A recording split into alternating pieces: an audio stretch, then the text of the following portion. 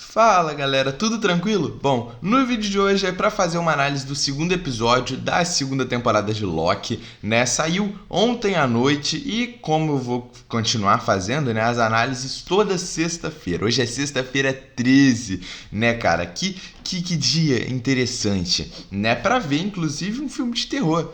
Hoje eu devo ver, né, o Exorcista Devoto. Então, nos próximos dias deve sair aí análise no canal e crítica escrita sai antes no Instagram do canal, que o arroba tá aqui na descrição, beleza? Então, vamos começar essa análise do episódio 2 de Loki, porque tem muita coisa pra falar, né? E bom, o episódio já começa com o Loki e o Mobius indo para 1977, né? Para que eles estão indo para lá? Bom, para encontrar basicamente o caçador X5, né, que tava fugido, né? E era o caçador principal da Doc para ir atrás da Sylvie. Lembrando que o Mobius e o Loki estão indo atrás da Sylvie. E eles vão para 1977, né? Onde o X5, ele basicamente, né, tá com um tempad ali alterado, né? E isso também gira em torno do episódio, eles tentarem, no comecinho ali do episódio, desvendar aquele tempad, né? E pegar o tempad para saber aonde a Sylvie está, né? E ali em 1977, o Brad, né? O X5 agora é o Brad, né? Ele tá vivendo uma nova vida. E a gente consegue já ver a primeira referência do episódio, do filme do Zenik, né? E quem é Zenik, galera? Bom, basicamente, Zenik é esse monstro que vocês estão vendo e que tava com um filme em cartaz produzido pelo Brad Wolf, né, que é o Caçador X5, agora o nome dele tem que ser chamado de Brad, né. E bom, basicamente a história de origem do Zenik, galera, ele é um vilão que já enfrentou até o Thor nos quadrinhos, tá? E ele basicamente, né, é criado pelo Dormammu, né? Sim, o próprio Dormammu que apareceu lá em Doutor Estranho 1, né? O Dormammu, ele envia uma entidade, né, parasita pra Terra para possuir, né, um humano e ele agir como um agente de assassino que começa a assassinar mulheres. É isso mesmo, ele vira um serial killer, basicamente o Jack Stripador da Marvel, tá? E basicamente esse parasita, né, ele encontra outra pessoa para ele possuir, né?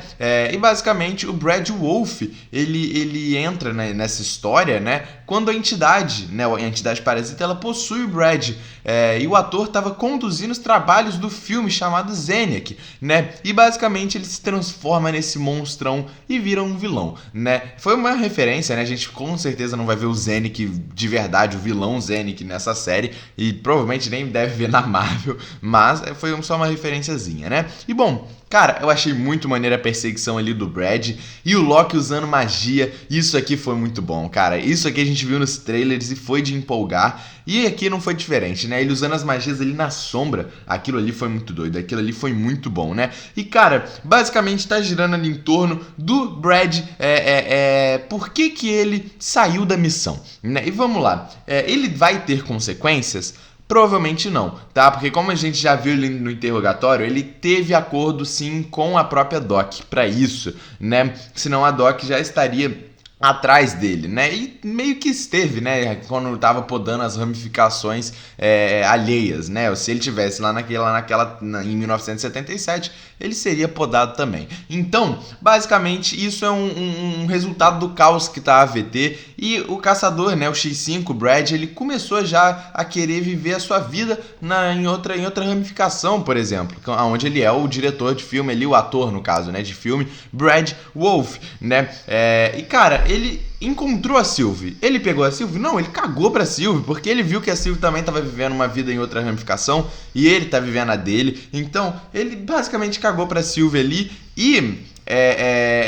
por que ele mudou aquele tempad dele? Cara, basicamente para ele conseguir viver na vida dele normalzinha que ele queria viver, mas seria podado lá, como a gente viu no final do episódio, se ele continuasse lá. Então, de certa forma, até o Loki e o Mobius meio que salvaram ele, né, cara? E o Loki tem um momento ali num lugar onde tem tortas e tal, ali com o Mobius, né? E ali o Mobius se desentende lá no interrogatório e tal, dá um tapa na cara do Brad e eles vão ter um momento a sós. E aonde o Loki até pergunta pro Mobius se ele não tem vontade e tal de conhecer a vida dele e tal. E o Loki cita um momento ali que basicamente ele se desentendeu e tal, lá em Vingadores de 2012. Por que ele citou Vingadores de 2012?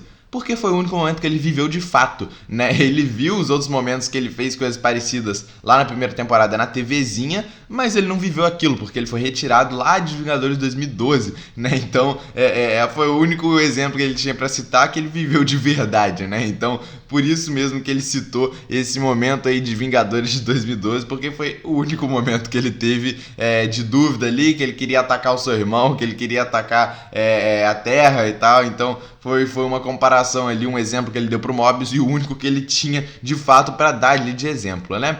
E no método de tortura ali do Loki é muito interessante o plano dele com o Mobius, né? O Mobius fala, cara, você é o deus da mentira. E basicamente o Loki mente pro Mobius, né? Isso foi um plano muito bom, enganou pra caramba o Brad, né? E deu certo, né? Deu certo, eles conseguiram a localização ali da Sylvie, né? E conseguiram até mais informações sobre a própria Senhorita Minutos e tal, que tava do lado ali da Renslayer, né? E isso tudo já se liga diretamente com a aura temporal, né? Ela estava sendo negada ali pelo OB, né? O OB tava mexendo lá na aura temporal para tentar consertar, né, que tava tudo uma bagunça e tava sendo negada, né, cara? E por que tava sendo negada? Bom, ele explica pra gente que precisa, pra aquilo ali funcionar, né, pra senha funcionar, precisa do Kang e da Senhorita Minutos. E, cara, a Senhorita Minutos tá com a Renslayer e a Renslayer tá com o Kang, e isso tudo se liga ao vídeo que tá aparecendo aqui no card pra vocês, que eu fiz no sábado passado, né? Teorizando com vocês ali sobre o Obi e como que o Kang tá ligado já com isso tudo, né? Basicamente o Kang fez isso tudo acontecer. O Kang, ele vê o vídeo, né? Vocês vão entender o que eu tava falando de fato, né? E basicamente o Kang escreveu isso tudo pra acontecer desse jeito, entende? O Kang sabia que ia dar esse problema aqui e eles precisam do Kang justamente pra isso. Ou seja, o Kang quer que eles vão até ele, e é isso que vai acontecer no próximo episódio. Vai ser de forma involuntária, né? Que eles vão atrás da Renslayer, mas vão encontrar já o Kang. E talvez nem seja tão involuntário assim, porque o Kang tá com a Renslayer e eles sabem que a Renslayer vão atrás da Renslayer, né? E eu já falo um pouquinho mais da Renslayer e do Kang, né? Mas é basicamente isso, cara. O Kang planejou isso tudo. Eles precisam do Kang, eles precisam da Senhorita Minutos se eles quiserem sobreviver ali dentro da TVA. Então, o Kang pensou em tudo. O Kang pensou em literalmente tudo. E isso já se liga na ramificação que a Sylvie está, né? Eles conseguem ir lá para a ramificação que a Sylvie está. É outro universo, né? Uma ramificação. Não é o passado do universo principal da Marvel, tá? É outro universo, é uma outra ramificação. E lá, o Loki cita para ela, né? Sem a AVT, tudo já era. Por que ele fala isso, cara? Porque é isso mesmo que o Kang planejou, entende? A AVT, ela é necessária. A AVT tem os problemas dela, teve todos os problemas dela todos esses anos passados de podar vidas e tal. Teve. Mas sem a AVT, tudo já era. A AVT é importante, entende? E a Sylvie precisa entender isso pros próximos episódios, sabe? E, cara, foi muito maneiro a gente ver essa questão ali da Sylvie, né? Porque, basicamente, o Kang planejou tudo aquilo ali, entende? Planejou tudo aquilo ali. E a Sylvie fala que não teria motivo pra ela voltar pra TVA, e ela volta quando as ramificações estão sendo podadas, entende? Foi muito legal também eles lutando em conjunto, usando magia em conjunto. Foi muito legal, né? Mas ruim pelo lado ali das ramificações estarem sendo podadas, né, cara? E é basicamente tudo um plano certinho. É o que eu falei, cara, naquele vídeo que apareceu aí no card pra vocês. O Kang pensou em tudo isso. O Kang pensou em tudo isso. Por que ele pensou em tudo isso, cara? Ele sabia que as ramificações iriam ser podadas, né? E por que as ramificações seriam podadas? Eles teriam tudo isso, tudo se ligou, cara. Por quê? Pra áurea temporal parar de ser negada naquela senha que eu falei pra vocês, que a gente viu o Obi tentando lá e tentando, eles precisam do Kang e da Senhorita Minutos. Até aí tudo bem. Precisam do Kang e da Senhorita Minutos. Eles têm o Kang e a Senhorita Minutos? Não tem. Por quê? Porque eles estão com a Renslayer. Mas como que eles vão atrás da Renslayer pra ter o Kang e a Senhorita Minutos? Basicamente, quando as ramificações começaram a ser podadas, o Tempad da Renslayer deu pra ser rastreado. Ou seja, o Kang pensou nisso tudo, galera. O Kang pensou nisso tudo. Com o Tempad dela sendo rastreado, eles vão conseguir chegar a Renslayer, que está com a Senhorita Minutos e tá com o Kang. Ou seja, cara, eles vão conseguir chegar de uma vez só nos 3 que eles precisam.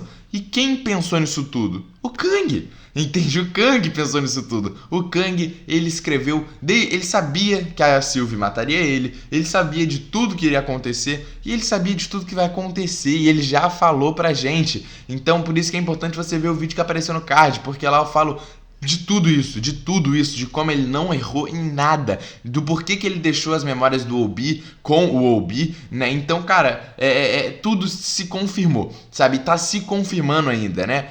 A teoria que eu bolei naquele vídeo tá se confirmando, por isso que é muito importante você ver o vídeo, entende? E termina o episódio com a Sylvie, né? Lá naquela linha temporal dela ramificada lá, ela mexendo naquele objeto, né? Naquele círculo que aquele que permanece tinha, né? E o que era aquele círculo? Aquele círculo, a gente nunca entendeu muito bem o que era aquilo, né? A gente só sabia que ele conseguia fazer umas maquetezinhas, né? Como ele mostrou a luta dos Kangs pelo aquele aparelho, né? Aquele negócio. E a gente vê que a Sylvie meio que herdou aquele objeto do aquele que permanece, né? E a gente só vê aquele objeto meio que brilhando e a Sylvie olhando pra ele. Ou seja, isso já pode ser um indício de que a Sylvie tá começando a ir na do Loki. Porque o Loki explicou pra ela, né? Apesar da AVT ter feito tudo que ela fez, apesar a Sylvie odiar a AVT é importante. Entende? E ela fala que se aquilo tudo que o Kang falou acontecer, né, das brigas do Kang de novo e aquele permanece voltar, ela disse que vai matar todos eles. E não vai, porque a luta vai ter que acontecer, como o Kang já explicou pra gente, como aquele que permanece já explicou pra gente. Então, cara, quando ela olha pra aquele objeto ali brilhando, é um indício de que provavelmente ela vai voltar ali pra VT, vai voltar pro Loki pra tentar capturar o Kang, pra tentar capturar o Slayer, pra eles tentarem entender um pouco mais disso e ter que salvar a VT, porque apesar da VT ser o que ela é, sem a AVT tudo já era, como o próprio Loki já falou. Então, cara, é um episódio que desvendou bastante coisa. Foi um episódio que ligou bastante coisa e foi um episódio que deixou muita coisa ainda solta e que vai se confirmar pra caramba. Foi um episódio muito bom, muito bom. Comenta aí o que vocês acharam, deixa o like aí no vídeo, se inscreve no canal, tamo junto e é nóis, galera.